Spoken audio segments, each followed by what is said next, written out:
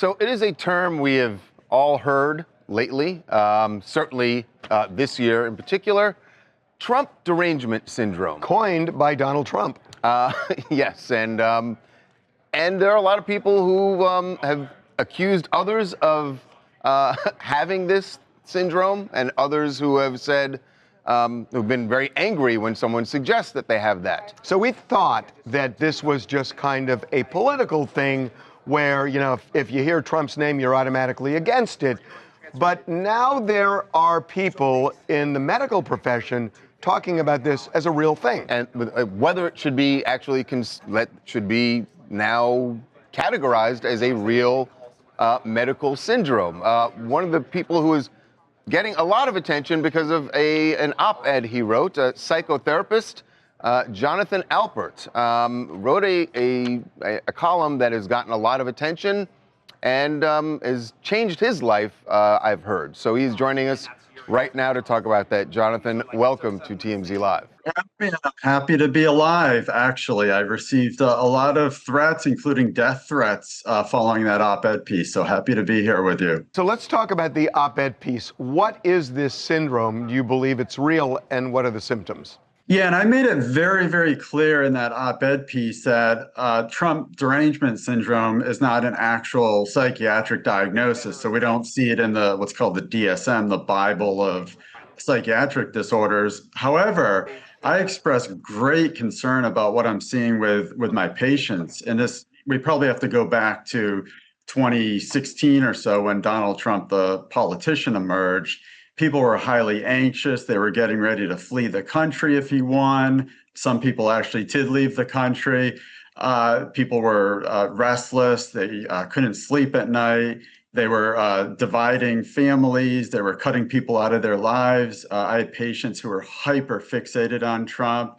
And these are hallmark features of a lot of disorders that I see out there, whether it's an OCD type disorder or an anxiety disorder. So I started to think maybe Donald Trump is onto something. Maybe TDS is a real thing. So when you see patients who are experiencing these things, and whether you call it TDS or just call it, obsession, what is the advice you give them, and do they take it? Some of the advice I give people is to really try to separate fact from fiction. I have patients that come to see me. They think the gays will be rounded up and shipped off to some faraway island. They think that Trump is a Nazi, et cetera, et cetera. And we all know neither of those things are true, yet patients believe it. So a lot of the time that I spend in session is helping them to make a distinction between what's fact and what's fiction. And for some of these people, I'm able to help, and others are not. Jonathan, and I think that's good advice, but what if some actual facts really are upsetting to your patients? Like, some of these things are legitimate facts that can be very upsetting. Yeah, and some of them are. And one of the things that someone can do is cut off from the news outlets that they're watching, maybe spend a little less time on social media. People surround themselves with echo chambers. That's not helping them to feel any better. The other thing that I recommend to people, especially coming out of Thanksgiving and going into Christmas season, is to recognize that friends and family are far more important than any one politician or political party, or at least they should be. I'm going to disagree with you here, because to me, what you're saying is that people who are really exercised over Donald Trump should be like an ostrich and stick their head in the ground and not look at what's going on. There are a lot of people who support what Donald Trump is doing, and that's part of democracy. There are also people who care about democracy as really one of the reasons, if not the reason, they're in this country. And people who have been alive for a long time never thought the democracy as they knew it was at risk.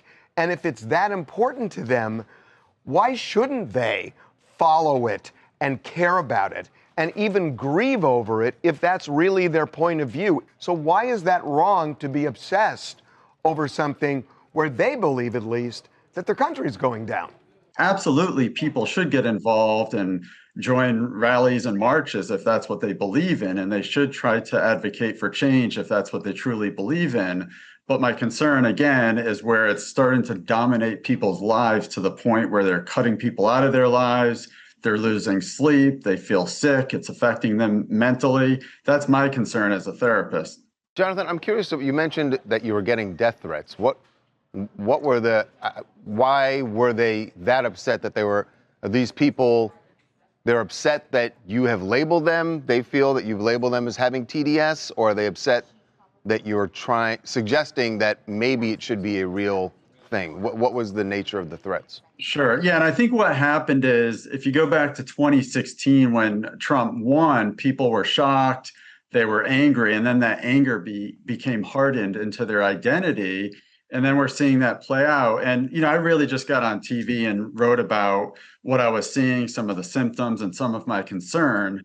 But I think people read what they wanted to read and just saw TDS and linked me to it. And then they started to cast all sorts of insults my way, calling me a pedophile protector, wishing me to die the way Charlie Kirk died, et cetera, et cetera. Awful. So what we saw playing out was exactly what I talked about. We saw pathology playing out. That's awful that you're getting that.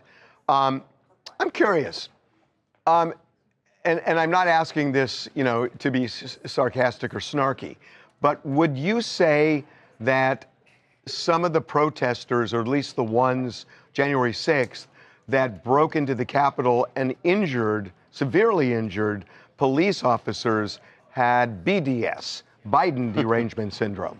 Oh, absolutely. I think the protesters on January 6th were sickening. I think they are deranged. And what happened on January 6th was absolutely wrong. They went after a sitting vice president. I don't care what side of the aisle you're on, Democrat or Republican, you don't storm the Capitol. That's absolutely sickening.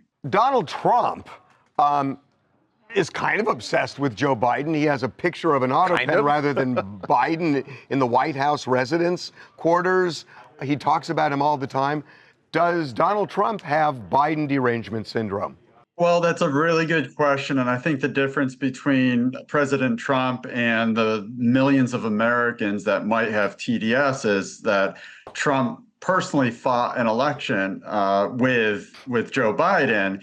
And I think he still does live in Trump's head. I think he represents what led Trump to victory. But I think the big reason why is it just represents the contrast, the ongoing contrast between Mr. Trump and Mr. Biden. Yeah, but you said that that Biden is living rent-free in Trump's head, and it's because of the grievances over the election, and he brings them up all the time.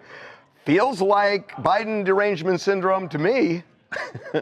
Well, as a clinician, I wouldn't quite go so far to call it derangement syndrome. I would just say it represents the contrast between the candidates that continues to be on Trump's mind as he cleans up some of what what occurred during Biden's administration. Jonathan, thank you so much for being with us. And I know you have a book that is coming out next year. You can pre-order it now, called Therapy Nation. Is TDS going to be part of the book? The book will absolutely talk about the division that we're seeing in our country playing out live time. So I'll talk about how we got to the point of where we are now and what people can do about it. I love that you opened up this discussion, because you really did. I saw you last Sunday, and I was just fascinated by it. So thanks for coming on. Yeah, thanks for having me. I appreciate it. Thanks. We'll see ya.